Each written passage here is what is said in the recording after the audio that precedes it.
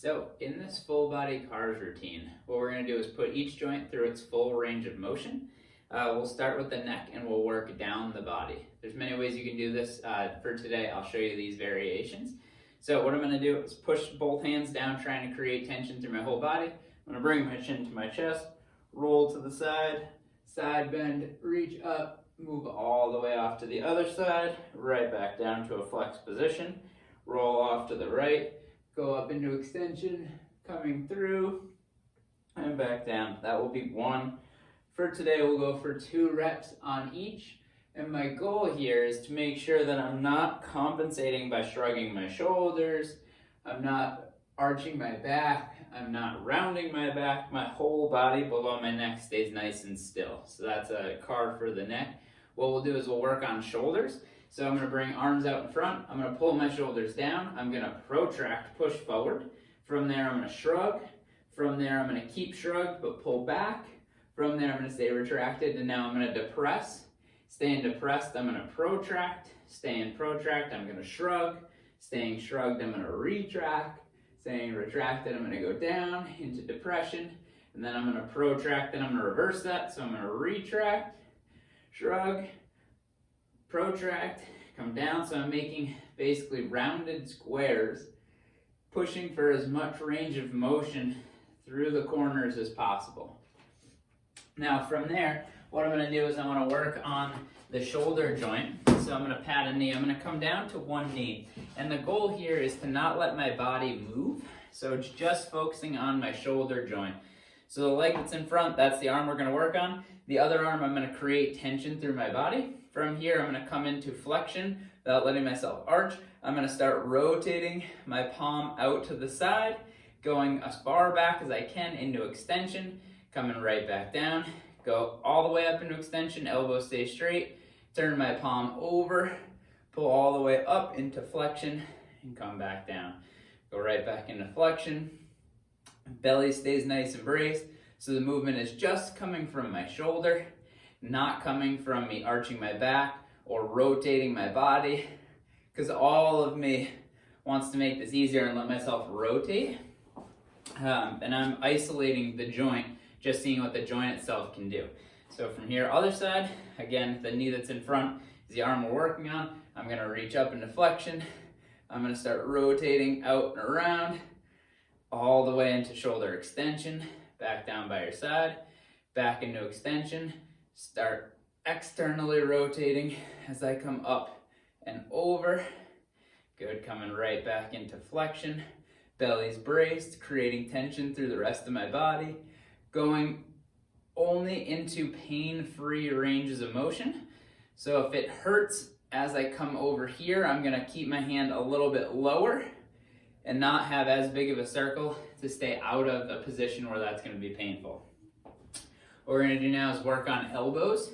So what I'm gonna do is elbows are pinned by my side. I can do this standing, I can do this kneeling. From here, I'm gonna fully supinate, turn my palms out, come up, squeeze the bicep as hard as I can, turn palms all the way out into protraction, spin back in, pronation, spin back into supination, pull back up, squeeze, rotate as far out as I can into pronation, go all the way down, that's 2 there. So now I'm gonna stay pronated, come up into as much elbow bending as possible, rotate over into supination, come back down, approach, turn into supination. That's the elbows. Good. Now we're going to work on wrists. So ideally, I'm going to try to keep them the wrist straight and the finger straight, so I'm not bending into my hand. So from here, elbows are going to be in.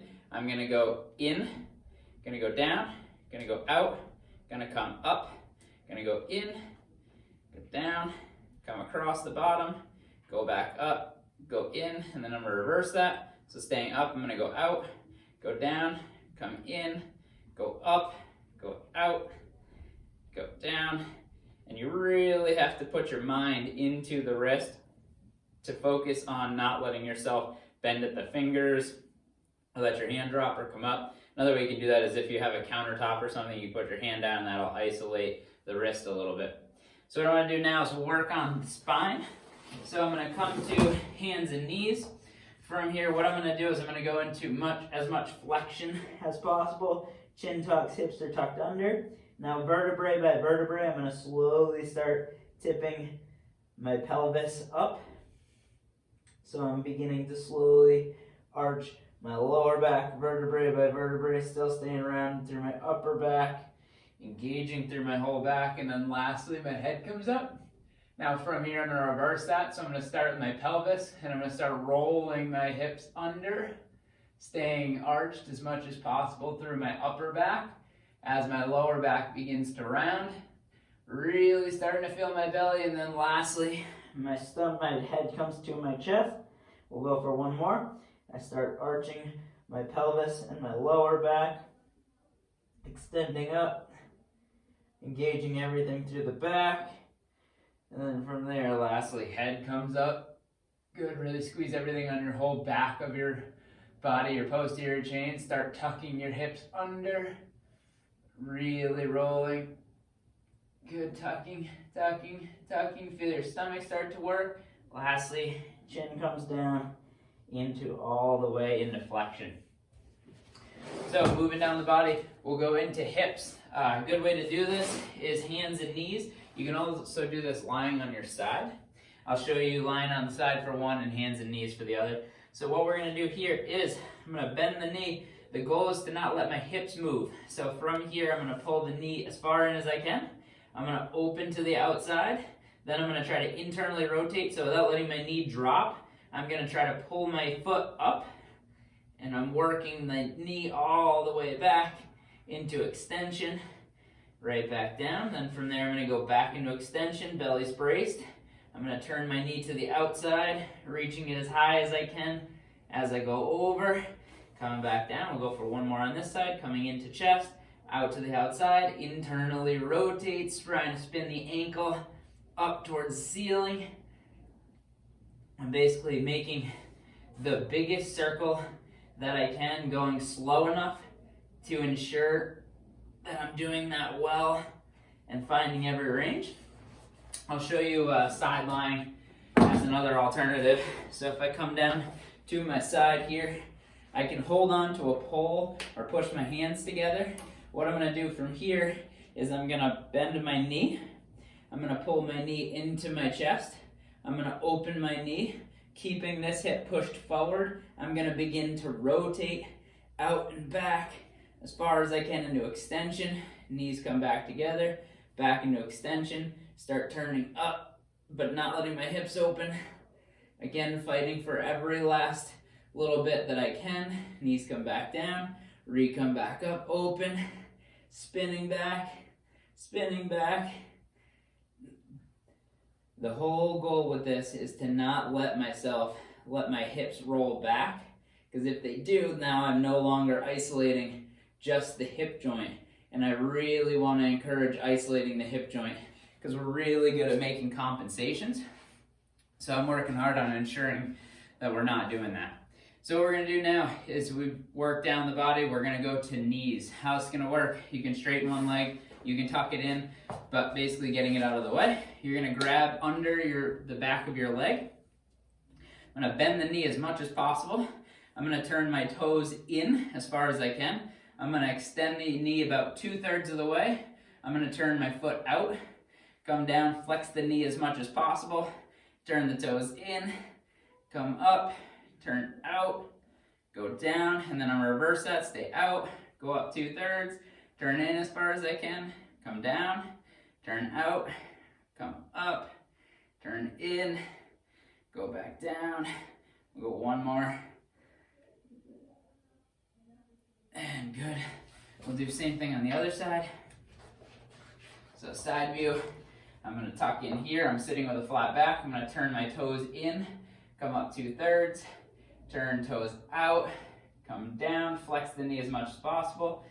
Toes turn in, go up, turn out, go down. Now we'll reverse that. Go up, turn in, come down, toes go out, extend, turn in, come back down. Good. And we'll finish with ankles. So what we're going to do here is I want to find a place where as I point my toes do not touch the ground. So For me, if I'm in here, I can touch, that's too close. I'm gonna get to a place where I can't. I'm gonna flex up towards me. I'm gonna pull toes in. I'll show this view. Toes are gonna turn in. From there, keeping them as far in as I can, I'm gonna push down. Keeping them down, I'm gonna go as far out as I can. I'm gonna come up as far as I can to the outside, pivot across, go back down, come across, go back up, turn back in. Now I'm gonna reverse, so I'm gonna stay flexed towards me, turn out, push down as far as I can, slowly cross in, pull back up, go out, go down, turn in, up, and back in. And if you notice, have interlaced fingers, and I'm squeezing this to make sure the movement is just coming from the ankle and the tibia, not coming from my whole hip.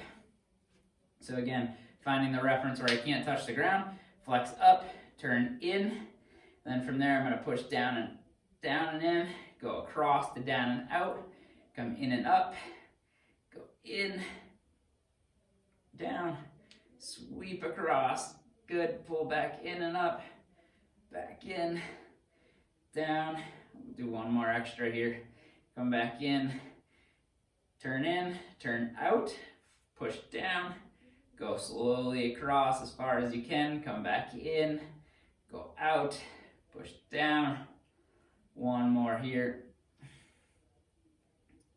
Again, back is staying flat, creating tension, keeping the movement just from the tibia and the ankle. Good. And that right there is your CARS routine. So the idea with that is if you do this every single day, it's going to help you own the range of motion that you have. It also is a diagnosis tool to tell you different gaps that you have. It is one of those things where if you are going to do that every day, within 2-3 weeks, you'll just notice when you get out of bed, you feel springier. It's easier to get into position, so you're not like, okay, I gotta hold something to sit down. Like, you're gonna have a lot more freedom of movement. It's a really, really valuable tool to do every day, at least once a day. Right there, we did 2 circles each direction per joint.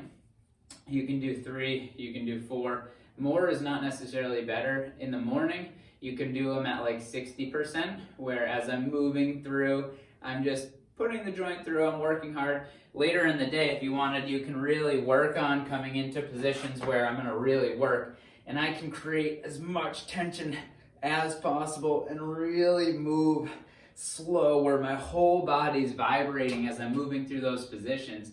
And what that's gonna do is that's gonna cause a lot more control over the joint.